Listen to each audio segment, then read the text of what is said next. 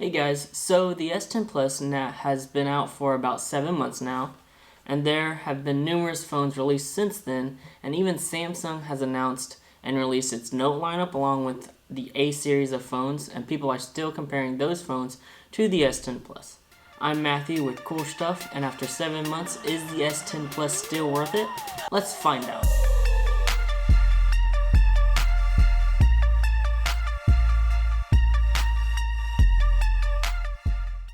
So quick specs, this phone has 8 or 12 gigabytes of RAM with either 128, 512 gigabytes, or 1 terabyte of storage.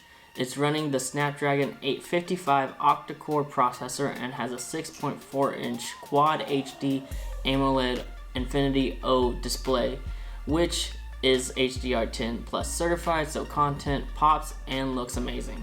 So in other words, the screen is going to look really good no matter what. The front cameras are a 10 megapixel selfie camera and an 8 megapixel RGB depth camera for portraits.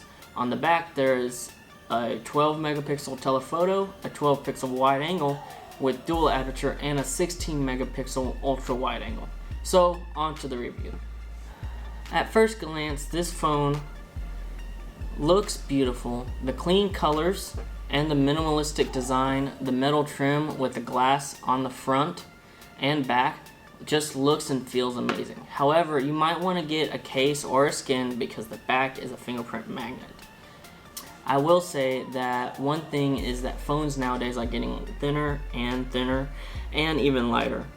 My girlfriend has an iPhone XS Max, and she comments about how light my phone is compared to hers. I mean, I like the heft, but I also like the lightness. I don't know if that's even a word, but we'll go with it. Anyways, I can appreciate a thin and light design, but when you start making it so thin that it's cutting into your hand, along with the slim design and the curved edge, it also is tough with accidental touches. So in that aspect, it's kind of eh. The curve, in my opinion, isn't as dramatic as with the S9 Plus though. With the S9 Plus, I was constantly touching the curved part to reach across the screen. But with the S10 Plus, I don't know if it's because they made their accidental touch software better, or if the screen is not as curved, or if I've just gotten better with using the sides, but I haven't had as many accidental touches, so who knows. The screen itself is beautiful. Watching content on this has been amazing. The colors pop, and the screen with the HDR10 Plus certification really immerses the user in the experience, along with the dual stereo speakers. They aren't the best speakers, that still belongs to the iPhone, but they are pretty good speakers. The phone runs pretty smoothly. There have been a couple times that the phone has stuttered, but that was when I was running a lot of apps in the background and so on. So on a normal load, the phone should be just fine. Even 7 months later, the phone feels like it's still running as fast and smoothly as when I first took it out of the box. The big gripe that I had with Samsung phones was the software. Switching from the iPhone to a Samsung S9 Plus, I just figured it was all Android phones with how cluttered and complicated things were when it came to software. But then I tried the OnePlus 6T and the Google Pixel 3 XL, and I realized that stock Android or close to stock was not as cluttered and complicated. However, Samsung has fixed this for the most part. With their One UI, it simplified things and made things look cleaner.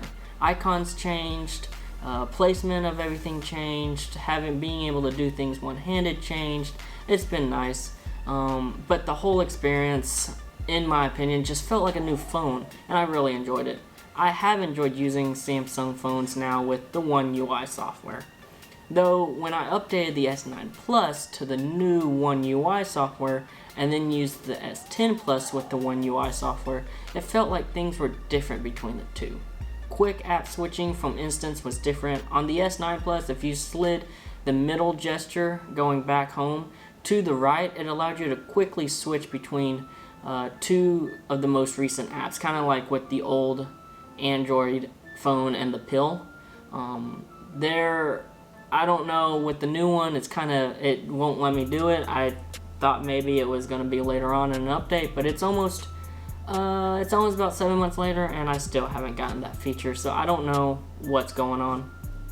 There are other little things like that I wish Samsung would release to all and make the same along the board with the updates. The next thing I had an issue with was with my media when connected to a Bluetooth device. After a few minutes would just randomly stop playing when the screen went to sleep.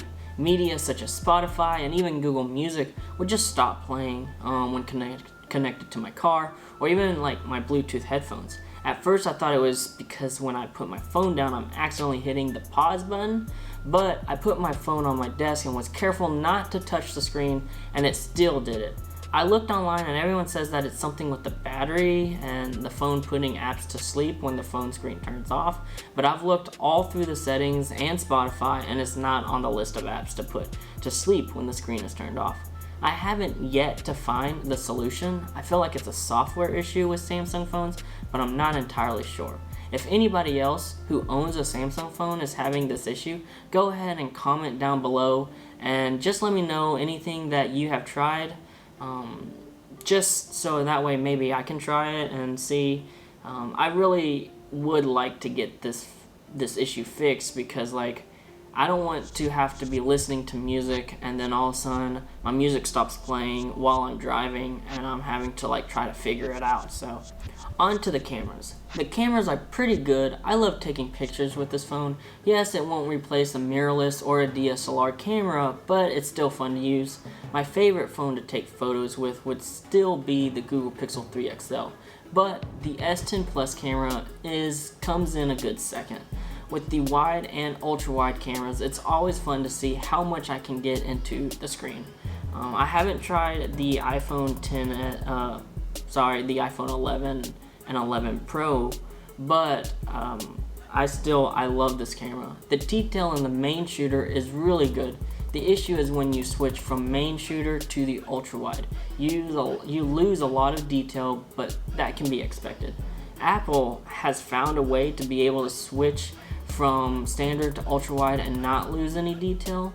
I'm not sure how they do it, but I wish that Samsung phones and other phones would figure it out as well.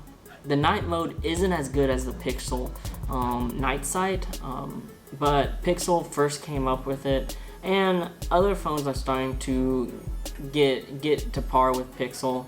Apparently the iPhone 11 and 11 Pro have really good night sight, but I haven't tried it yet. So portrait mode is pretty good. No longer do you have a message telling you to stand further away from a subject, which is nice. That always threw me off. I'd be a little bit further away and be like, get closer. So I'd get closer and it'd be like, get further away. So it was always tough to find that sweet spot for portrait mode for me. The issue with Samsung portrait mode, also known as live focus, is the edge detection isn't the best. It's decent, but it misses some things like hair or when you have a hat on. So my final thoughts. Even 7 months after unboxing the phone, for the most part, the phone is a delight to use. The clean One UI software, the clean design, the pretty good cameras. The S10 Plus is a great phone even 7 months later after other phones have been released. With the discounts that Samsung is giving towards the S10 Plus, or really the whole S10 lineup, this phone is well worth the cost. If you have to choose between the S10 Plus and a Note Plus, in my opinion, if you don't need the S Pen, then the S10 Plus is a better option. I'll put down links in the video description below for like Best Buy and Samsung's website. I know that the Best Buy website, in order to get some of the discounts, you have to do things like activate the phone while in store, so just be aware of that. But for the most part, I think they run like they're like $300 or $400 off if you do that incentive. So that's just something for you to note if you're looking. So anyways, thanks for watching, guys. This was my Samsung S10 Plus 7-month review. If you like this video, go ahead and give it a thumbs up. If you want to see more, go ahead and subscribe. Hit that bell icon if you want to be notified when I post a video. And so until then, see ya.